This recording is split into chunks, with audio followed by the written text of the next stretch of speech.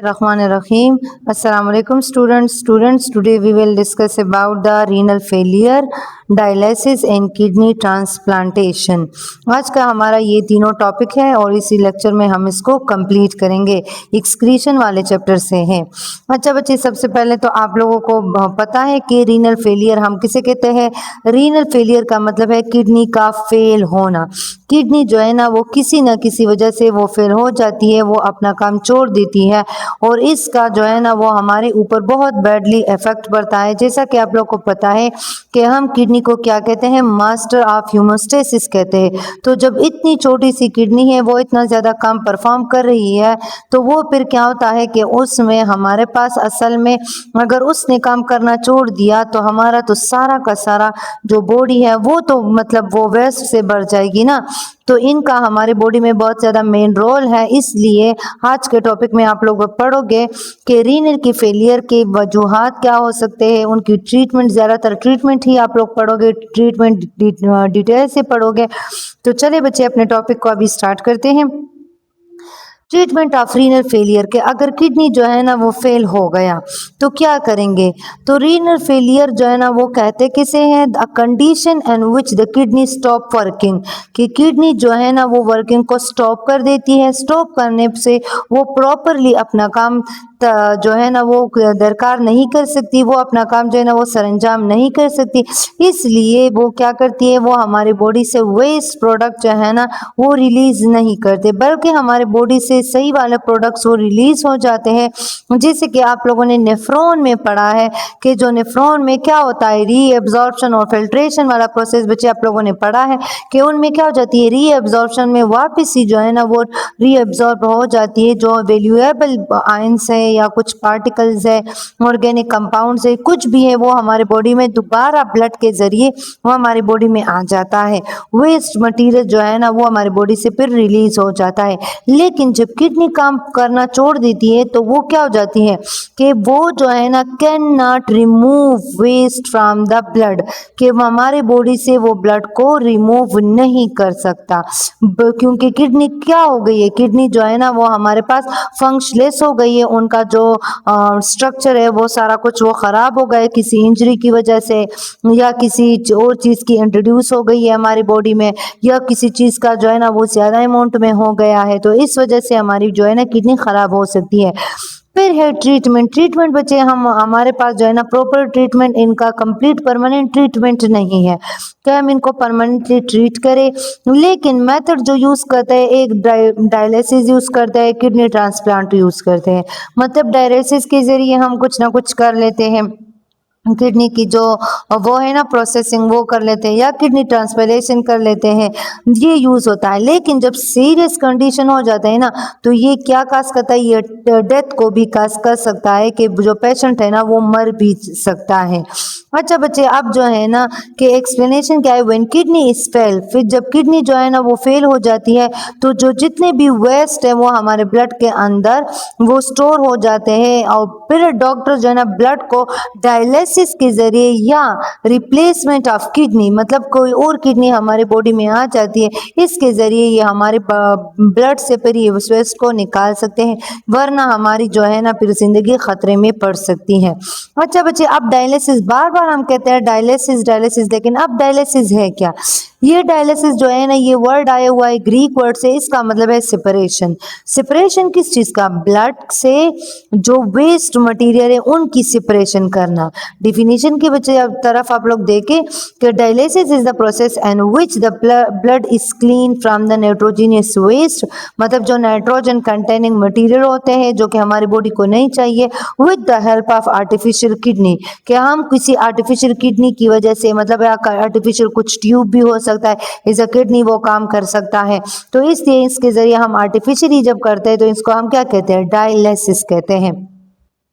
अच्छा बच्चे, अब है टाइप ऑफ डायलिसिस। डायलिसिस के हमारे पास टू टाइप्स है, एक को हम हीमोडायलिसिस कहते हैं, एक को हम पेरिटोनियल डायलिसिस कहते हैं। हीमोडायलिसिस बच्चे जैसे कि हीमोग्लोबिन, तो हीमो का मतलब क्या है, ब्लड, और डायलिसिस का मतलब वही सेपरेशन है। क्या कहता है, haemodialysis is the process and which blood is clean outside. ये जो डायलिसिस वाला प्रोसेस होता है ना बच्चे, ये आउटसाइड द बॉडी होता है, कोई आउटसाइड ये चैम्बर सा लगा देता है, वहाँ पर जो ब्लड है ना वहाँ पर क्लीन कर देता है, हमारी बॉडी से जाता है उस चैम्बर की तरफ, और उस चैम्बर से फिर वो जो साफ वाला ब्लड है ना तो वो फिर हमारे बॉडी तक आ जाता है, और जिसके जरिए होता है ना आर्टिफिशियल किडनी, इनको हम डायलिसर कहते हैं। क्या कहते हैं? With the help of dialyser. The hemodialysis the process and which blood is cleaned outside the body with the help of dialyser. अच्छा बच्चे, अब आप लोग जरा इस पिक्चर को देखें, ये जो आप लोगों को ये चैम्बर सा नजर आ रहा है तो ये है डायलिसर। तो यहाँ पर ये क्या हो रहा है कि हमारी बॉडी से जो रिटेन वाटर ब्लड है ना तो वो आ रहा है, और फिर डायलिसर के जरिए फिर यहाँ पर वो यूज होता है। यहाँ पर फिर क्या हो जाता है कि ये इस सारा प्रोसेस है कि हमारी बॉडी से आता है और फिर चला जाता है हमारे बॉडी के अंदर। अच्छा, डायलिसर जो है ना वो क्या होता है? A machine that work like a normal kidney. Dialyser हमारे पास उसको कहते हैं कि ये एक ऐसा मशीन होता है कि एक नॉर्मल किडनी की तरह फंक्शन परफॉर्म करता है। अच्छा, ये इनका जो स्ट्रक्चर होता है ना तो ये स्मॉल ट्यूब लाइक होता है। आप लोग बच्चे खुद देख सकते हैं ये क्या है, ये एक स्मॉल ट्यूब लाइक होता है। फंक्शन क्या है? Remove urea and other waste from the blood, कि ये यूरिया को भी रिमूव करता है और साथ साथ में ये क्या करता है, ये ब्लड से जितने भी वेस्ट है ना अदर टाइप ऑफ फैट्स है तो वो उससे भी ये रिलीज करता है। अच्छा बच्चे, अब हीमोडायलिसिस के मेथड को देखें। Blood is taken from the patient arm, patient के आर्म से ब्लड को ले लेता है, और ये ब्लड जो है ना ये चला जाता है डायलिसर मशीन की तरफ। और लेकिन जो ट्यूब्स है ना वो सेमी परमिएबल है, मतलब ये सिर्फ और सिर्फ यूरिया को और वेस्ट डिफ्यूज जो वो होते हैं ना वेस्ट होते हैं तो ये फिर क्या करता है, इनटू डायलिसिस फ्लूइड, ये डायलिसिस फ्लूइड में आ जाते हैं। Useful substances remain in blood, और जो यूजफुल सब्सटेंसेस होते हैं ना ये ब्लड में ही रह जाते हैं, और क्लीन ब्लड जो है ना ये वापस हमारी बॉडी तक आ जाता है। जैसा कि बच्चे आप लोग इस स्ट्रक्चर को आप लोग गौर से देख सकते हैं, ये हमारे पास डायलिसर मशीन है, ये जो पेशेंट है उनका आर्म है, इस तरह से वो ले लेता है, फिर यहाँ पर जो है ना नाइट्रोजनस वेस्ट जो है ना वो यहाँ पर स्टोर हो जाता है, और दोबारा से जो ब्लड जो है ना वो फिर क्लीन ब्लड जो है ना वो हमारे बॉडी में आ जाता है। अच्छा, फिर इसके बाद बच्चे हैं रिक्वायर्ड टाइम, कितना टाइम तक होता है? ये 2 to 3 आवर्स तक होता है। ये वीक में 2 या 3 मरतबा होता है, लेकिन बच्चे ये परमानेंट नहीं होता, ये परमानेंट नहीं होता। इससे बच्चे आप फिर यहाँ पर जो है ना इससे मरीज को थोड़ा बहुत फायदा हो जाता है, वरना इतना ज्यादा नहीं होता। इसके बाद है पेरिटोनियल डायलिसिस। पेरिटोनियल डायलिसिस क्या है? The peritoneal dialysis is the process in which blood is clean inside the peritoneal cavity. ये पेरिटोनियल कैविटी के अंदर हमारे पास डायलिसिस हो जाते हैं। पेरिटोनियल डायलिसिस में क्या होता है कि पेरिटोनियल डायलिसिस जो है ना ये हमारे पास गट के दरमियान, मतलब यहाँ पर देखें इनको हम बॉडी कैविटी डायलिसिस भी कहते हैं। ये जो पेरिटोनियल कैविटी होती है ना ये कहाँ पर होती है? गट और एब्डोमेन, मतलब जो हमारा डाइजेस्टिव ट्रैक है ना उनके और एब्डोमेन जो हमारा पेट वाला एरिया है उनके दरमियान एरिया को हम पेरिटोनियल कैविटी कहते हैं। तो ये वहाँ पर ये डायलिसिस होता है। पेरिटोनियम क्या होता है? ये थिन एपिथेलियल लाइनिंग होता है जो कंटेन करता है ब्लड कैपिलरीज पर। क्या मतलब है बच्चे कि इसमें हमारे पास थिन एपिथेलियल लाइनिंग होती है कि वो ब्लड कैपिलरी के अंदर वो कर देता है। अभी बच्चे मैं आप लोग को डायग्राम के जरिए समझा दूंगी कि यहाँ पर एक्सप्लेनेशन में क्या है कि इनको क्या कर लेता है कि इनको 2 कैटल्स में वो इंसर्ट कर लेता है इनटू द पेरिटोनियल कैविटी। मतलब अब यहाँ पर बच्चे आप लोग ये देख सकते हैं ये क्या किया है, ये इन्होंने इंसर्ट किया हुआ है इनटू द पेरिटोनियल कैविटी, और फिर क्या हुआ है कि dialysis fluid is added into the cavity. कि डायलिसिस का जो फ्लूइड है ना, इधर देखे जो डायलिसिस का फ्लूइड है ना तो अब ये यहाँ पर आ रहा है। तो जब ये यहाँ पर स्टोर हो जाता है ना तो waste and extra fluid diffuse into the fluid, कि वो फिर क्या हो जाता है कि उस फ्लूइड में जितना भी एक्स्ट्रा वाटर है जो वेस्ट मटेरियल है तो वो इस फ्लूइड में आ जाते हैं, और फिर इस फ्लूइड को हम रिलीज कर देते हैं।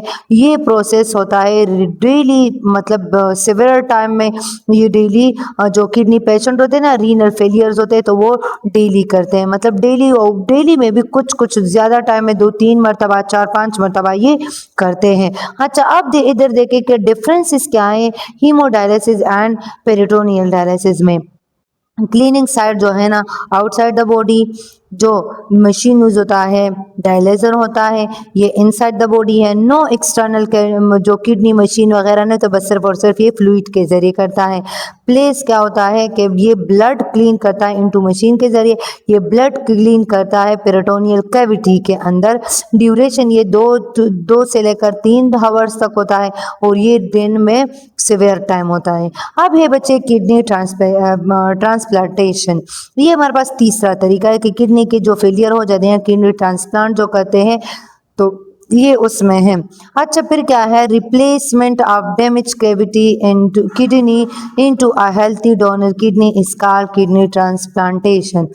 कि यहाँ पर क्या है कि किडनी का जो है ना, किसी डैमेज किडनी को एक हेल्थी डोनर के साथ, डोनर किसे कहते हैं कि जो बंदा आपको किडनी दे वो डोनर कहलाता है, और जो रिसीव करे वो रिसिपिएंट कहलाता है। तो रिसिपिएंट को एक डोनर बंदा जो है ना वो ब्लड किडनी दे देता है, और एक हेल्थी पर्सन होना चाहिए कि वो क्या करे, उनमें फिक्स करे। डोनर क्या है, अ पर्सन में डोनेट किडनी, के जो वो वाला पर्सन जो किडनी को डोनेट करे। इंपॉर्टेंट कंडीशन क्या होना चाहिए कि इनका ब्लड ग्रुप वो सेम होना चाहिए, और साथ साथ में उनकी कुछ प्रोटीन की मैचिंग भी वो चेंज करते हैं, क्योंकि आप लोग को पता है कि हमारे पास हमारे बॉडी में क्या मौजूद है, प्रोटीन्स मौजूद है, डिफरेंट टाइप ऑफ प्रोटीन मौजूद है, तो ये वेरी करते हैं पर्सन टू पर्सन में। लेकिन फिर हमारे पास अगर डोनर ब्लड ग्रुप वाला सेम आया, तो तब भी हम इनको डायरेक्टली डोनर नहीं कर सकते, डायरेक्ट इनको हम नहीं ले सकते। फिर हम इनकी प्रोटीन को भी स्टडी करते हैं, क्या हम इनकी बॉडी का प्रोटीन हमारी बॉडी से मैच कर रहा है या नहीं कर रहा है। अच्छा बच्चे, इनका जो प्रोसीजर है क्या है कि हेल्थी बॉडी का किडनी सेलेक्ट करेंगे, फिर किडनी का जो है ना कलेक्ट कर लेते हैं, कलेक्शन कर लेता है किसके साथ, पेशेंट के ब्लड सिस्टम के साथ, कि इनका पेशेंट के ब्लड सिस्टम के साथ, और इनको कनेक्ट कर लेता है इनटू यूरिनरी सिस्टम के साथ। इधर देखे बच्चे कि यहाँ पर ये यूरिनरी सिस्टम के साथ उन्होंने कनेक्ट कर लिया है। यहाँ पर दूसरा जो यूरेटर है, आर्टिफिशियल यूरेटर भी ऐड किया हुआ है और आर्टिफिशियल किडनी भी ऐड किया हुआ है। लेकिन बच्चे ये यूरेटर जो है ना, ये ज्यादातर कुछ और मतलब ट्यूब्स वगैरह को ऐड कर लेते हैं, लेकिन जो किडनी होती है ना, ये बिल्कुल प्योर फॉर्म वाली किडनी होती है। अच्छा, फिर प्रॉब्लम्स क्या हो सकते हैं कि हो सकता है कि हमारा बॉडी जो है ना वो उनको एक्सेप्ट ही ना करे, बॉडी में रिजेक्ट, डोनर किडनी इनको रिजेक्ट करे, या रिस्क ऑफ इन्फेक्शन इंक्रीज। अब बच्चे, अब अगर हमारे जिस एरिया में मौजूद है, तो आप लोग बच्चे इनकी एरिया के तरफ आप लोग जरा देखें कि ये यहाँ पर मौजूद है, तो अगर कोई बंदा गिर भी जाता है ना, तो ये जो है ना ये यहाँ तक आ जाता है, मतलब हमारी एब्डोमिनल कैविटी को इतना ज्यादा नुकसान नहीं पहुंचता।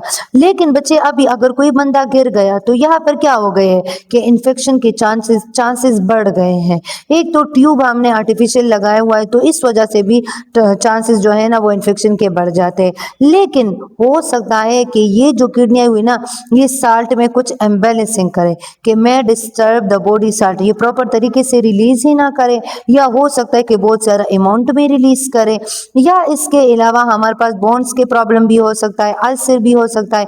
अल्सर जैसा कि आप लोग को पता है कि मैदे में जो एसिड हो, तो वो एसिड क्यों बढ़ गया है। अब अगर हमारी बॉडी से H+ आयन रिलीज नहीं हो रहा है, तो वहां पर क्या हो जाता है, वहां पर हमारी जो ब्लड है तो इनकी एसिडिटी बढ़ जाती है ना, और जब एसिडिटी बढ़ती है तो इनको हम क्या कहते हैं, अल्सर कहते हैं। बोन्स प्रॉब्लम, बोन्स के प्रॉब्लम में क्या है कि हमारे पास जो बोन्स है उनमें 3 टाइप ऑफ साल्ट्स मौजूद है, मैग्नीशियम साल्ट है और कैल्शियम फॉस्फेट वाला साल्ट है। तो ये जब रिलीज बार बार हो रहे हैं तो क्या हो जाता है, बोन्स के भी प्रॉब्लम आ जाते हैं। तो बच्चे यहाँ तक था हमारा लेक्चर, उम्मीद करती हूँ कि आप लोग को समझ आ गई होगी। लेकिन अगर फिर भी आप लोग को समझ नहीं आई है, तो इंशाल्लाह ताला सैटरडे को हमारी ऑनलाइन क्लास होगी, तो फिर आप लोग इनमें मुझसे डायरेक्ट पूछ सकते हैं। ओके बच्चे, अल्लाह हाफिज।